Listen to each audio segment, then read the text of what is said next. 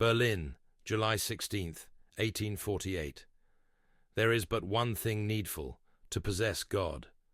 All our senses, all our powers of mind and soul, all our external resources, are so many ways of approaching the divinity, so many modes of tasting and of adoring God. We must learn to detach ourselves from all that is capable of being lost, to bind ourselves absolutely only to what is absolute and eternal, and to enjoy the rest, as a loan, a usufruct, to adore, to understand, to receive, to feel, to give, to act. There is my law, my duty, my happiness, my heaven. Let come what come will, even death. Only be at peace with self, live in the presence of God, in communion with Him, and leave the guidance of existence to those universal powers against whom thou canst do nothing. If death gives me time, so much the better. If its summons is near, so much the better still. If a half-death overtake me, still so much the better, for so the path of success is closed to me, only that I may find opening before me the path of heroism, of moral greatness and resignation. Every life has its potentiality of greatness, and as it is impossible to be outside God, the best is consciously to dwell in Him. May 27th, 1849. To be misunderstood even by those whom one loves is the cross and bitterness of life. It is the secret of that sad and melancholy smile on the lips of great men which so few understand. It is the cruelest trial reserved for self-devotion. It is what must have oftenest wrung the heart of the Son of Man. And if God could suffer, it would be the wound we should be forever inflicting upon Him. He also, He above all, is the great misunderstood, the least comprehended. Alas, alas, never to tire, never to grow cold, to be patient, sympathetic, tender, to look for the budding flower and the opening heart, to hope always, like God, to love always. This is duty. I read through and made extracts from the Gospel of St. John. It confirmed me in my belief that about Jesus we must believe no one but Himself, and that what we have to do is to discover the true image of the Founder behind all the prismatic reactions through which it comes to us, and which alter it more or less. A ray of heavenly light traversing human life, the message of Christ has been broken into 1,000 rainbow colors and carried in 1,000 directions. It is the historical task of Christianity to assume with every succeeding age a fresh metamorphosis, and to be forever spiritualizing more and more her understanding of the Christ and of salvation. I am astounded at the incredible amount of Judaism and formalism which still exists 19 centuries after the Redeemer's proclamation. It is the letter which killeth, after His protest against a dead symbolism. The new religion is so profound that it is not understood even now, and would seem a blasphemy to the greater number of Christians. The person of Christ is the center of it. Redemption, eternal life, divinity, humanity, propitiation, incarnation, judgment, Satan, heaven and hell. All these beliefs have been so materialized and coarsened that with a strange irony they present to us the spectacle of things having a profound meaning and yet carnally interpreted. Christian boldness and Christian liberty must be reconquered. It is the Church which is heretical, the Church whose sight is troubled and her heart timid. Whether we will or no, there is an esoteric doctrine, there is a relative revelation. Each man enters into God so much as God enters into him, or as Angelus, I think, said, "The eye by which I see God is the same eye by which He sees me." Christianity, if it is to triumph over pantheism, must absorb it. To our pusillanimous eyes, Jesus would have borne the marks of a hateful pantheism, for He confirmed the biblical phrase, "Ye are gods," and so would St. Paul, who tells us that we are of the race of God. Our century wants a new theology, that is to say, a more profound explanation of the nature of Christ and of the light which it flashes upon heaven and upon humanity. Each bud flowers but once, and each flower has but its minute of perfect beauty. So, in the garden of the soul, each feeling has, as it were, its flowering instant, its one and only moment of expansive grace and radiant kingship. Each star passes but once in the night through the meridian over our heads and shines there but an instant. So, in the heaven of the mind, each thought touches its zenith but once, and in that moment all its brilliancy and all its greatness culminate. Artist, poet, or thinker, if you want to fix and immortalize your ideas or your feelings, seize them at this precise and fleeting moment, for it is their highest point. Before it, you have but vague outlines or dim presentiments of them. After it, you will have only weakened reminiscence or powerless regret. That moment is the moment of your ideal. Nothing resembles pride so much as discouragement. To repel one's cross is to make it heavier. In the conduct of life, habits count for more than maxims, because habit is a living maxim, becomes flesh and instinct. To reform one's maxims is nothing. It is but to change the title of the book. To learn new habits is everything, for it is to reach the substance of life. Life is but a tissue of habits. February 27th, 1851. I read the first book of Amiel. I was revolted, contrary to all expectation, for I opened the book with a sort of hunger for style and beauty. I was conscious, instead of an impression, of heaviness and harshness, of laboured, hammering emphasis, of something violent, passionate, and obstinate, without serenity, greatness, nobility. Both the qualities and the defects of the book produced in me a sense of lack of good manners, a blaze of talent, but no grace, no distinction, the accent of good company wanting. I understood how it is that Rousseau rouses a particular kind of repugnance, the repugnance of good taste, and I felt the danger to style involved in such a model, as well as the danger to thought arising from a truth so alloyed and sophisticated. What there is of true and strong in Rousseau did not escape me, and I still admired him, but his bad sides appeared to me with a clearness relatively new. Same day. The pensée writer is to the philosopher what the dilettante is to the artist. He plays with thought, and makes it produce a crowd of pretty things in detail, but he is more anxious about truths than truth, and what is essential in thought, its sequence, its unity, escapes him. He handles his instrument agreeably, but he does not possess it, still less does he create it. He is a gardener, and not a geologist. He cultivates the earth only so much as is necessary to make it produce for him flowers and fruits. He does not dig deep enough into it to understand it. In a word, the pensée writer deals with what is superficial and fragmentary. He is the literary, the oratorical, the talking or writing philosopher, whereas the philosopher is the scientific pensée writer. The pensée writers serve to stimulate or to popularize the philosophers. They have thus a double use, besides their charm. They are the pioneers of the army of readers, the doctors of the crowd, the money changers of thought, which they convert into current coin. The writer of pensée is a man of letters, though of a serious type, and therefore he is popular. The philosopher is a specialist, as far as the form of his science goes, though not in substance, and therefore he can never become popular. In France, for one philosopher, Descartes, there have been 30 writers of pensées. In Germany, for 10 such writers, there have been 20 philosophers. March 25th, 1851. How many illustrious men whom I have known have been already reaped by death!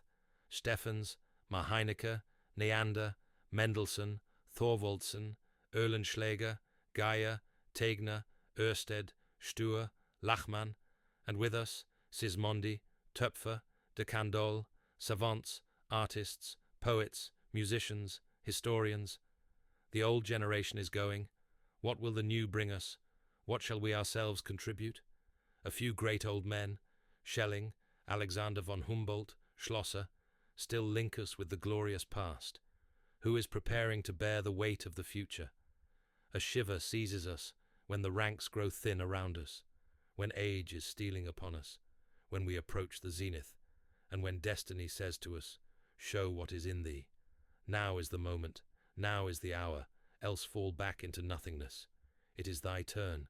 Give the world thy measure, say thy word, reveal thy nullity or thy capacity. Come forth from the shade. It is no longer a question of promising, thou must perform. The time of apprenticeship is over. Servant, show us what thou hast done with thy talent. Speak now, or be silent forever." This appeal of the conscience is a solemn summons in the life of every man, solemn and awful as the trumpet of the last judgment. It cries, "Art thou ready? Give an account of thy years, thy leisure, thy strength, thy studies, thy talent, and thy works. Now and here is the hour of great hearts, the hour of heroism and of genius."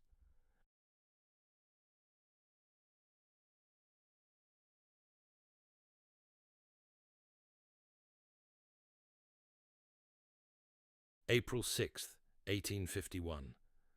Was there ever anyone so vulnerable as I? If I were a father, how many griefs and vexations a child might cause me? As a husband, I should have 1,000 ways of suffering, because my happiness demands 1,000 conditions. I have a heart too easily reached, a too restless imagination. Despair is easy to me, and every sensation reverberates again and again within me. What might be spoils for me what is. What ought to be consumes me with sadness. So the reality, the present, the irreparable, the necessary, repel and even terrify me. I have too much imagination, conscience and penetration, and not enough character. The life of thought alone seems to me to have enough elasticity and immensity to be free enough from the irreparable. Practical life makes me afraid, and yet, at the same time, it attracts me. I have need of it. Family life, especially, in all its delightfulness, in all its moral depth, appeals to me almost like a duty. Sometimes I cannot escape from the ideal of it. A companion of my life, of my work, of my thoughts, of my hopes. Within, a common worship toward the world outside, kindness and beneficence. Educations to undertake, the 1,001 moral relations which develop round the first. All these ideas intoxicate me sometimes, but I put them aside because every hope is, as it were, an egg whence a serpent may issue instead of a dove, because every joy missed is a stab, because every seed confided to destiny contains an ear of grief which the future may develop. I am distrustful of myself and of happiness because I know myself. The ideal poisons for me all imperfect possession. Everything which compromises the future or destroys my inner liberty, which enslaves me to things or obliges me to be other than I could and ought to be, all which injures my idea of the perfect man, hurts me mortally, degrades and wounds me in mind, even beforehand. I abhor useless regrets and repentances. The fatality of the consequences which follow upon every human act, the leading idea of dramatic art, and the most tragic element of life, arrests me more certainly than the arm of the commandeur. I only act with regret, and almost by force. To be dependent is to me terrible, but to depend upon what is irreparable, arbitrary and unforeseen, and above all to be so dependent by my fault and through my own error, to give up liberty and hope, to slay sleep and happiness, this would be hell. All that is necessary, providential, in short, unimputable, I could bear, I think, with some strength of mind. But responsibility mortally envenoms grief, and as an act is essentially voluntary, therefore I act as little as possible. Last outbreak of a rebellious and deceitful self-will, craving for repose, for satisfaction, for independence. Is there not some relic of selfishness in such a disinterestedness, such a fear, such idle susceptibility? I wish to fulfill my duty, but where is it? What is it? Here inclination comes in again and interprets the oracle, And the ultimate question is this: does duty consist in obeying one's nature, even the best and most spiritual, or in conquering it? Life, is it essentially the education of the mind and intelligence, or that of the will? And does will show itself in strength or in resignation?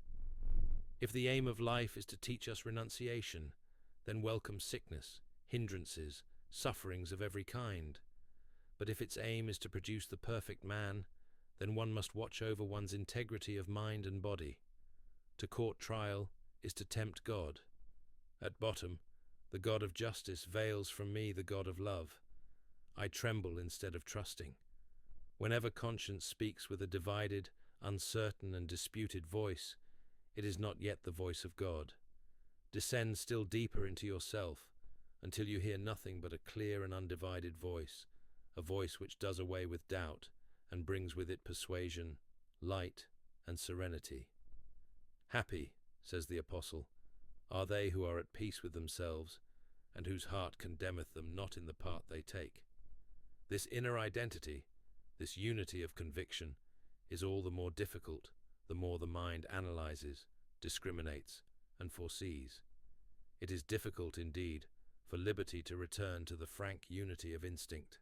Alas, we must then reclimb 1,000 times the peaks already scaled, and reconquer the points of view already won. We must fight the fight. The human heart, like kings, signs mere truces under a pretense of perpetual peace. The eternal life is eternally to be re-won. Alas, yes, peace itself is a struggle, or rather it is struggle and activity which are the law. We only find rest in effort, as the flame only finds existence in combustion. O Heraclitus, the symbol of happiness is after all the same as that of grief. Anxiety and hope, hell and heaven, are equally restless. The altar of Vesta and the sacrifice of Beelzebub burn with the same fire. Ah yes, there you have life, life double-faced and double-edged. The fire which enlightens is also the fire which consumes. The element of the gods may become that of the accursed. April 7th, 1851. Read a part of Ruger's, footnote, Arnold Ruge, born in 1803, died at Brighton in 1880, principal editor of the Hallischer, afterward the Deutsche Jahrbücher, 1838–43, in which Strauss, Bruno Bauer, and Louis Feuerbach wrote. He was a member of the Parliament of Frankfurt. Volume Die Akademie, 1848, where the humanism of the neo-Hegelians in politics, religion, and literature is represented by correspondence or articles, Kuno Fischer, Kollak, etc. They recall the philosophist party of the last century, able to dissolve anything by reason and reasoning, but unable to construct anything, for construction rests upon feeling, instinct, and will. One finds them mistaking philosophic consciousness for realizing power, the redemption of the intelligence for the redemption of the heart, that is to say, the part for the whole. These papers make me understand the radical difference between morals and intellectualism.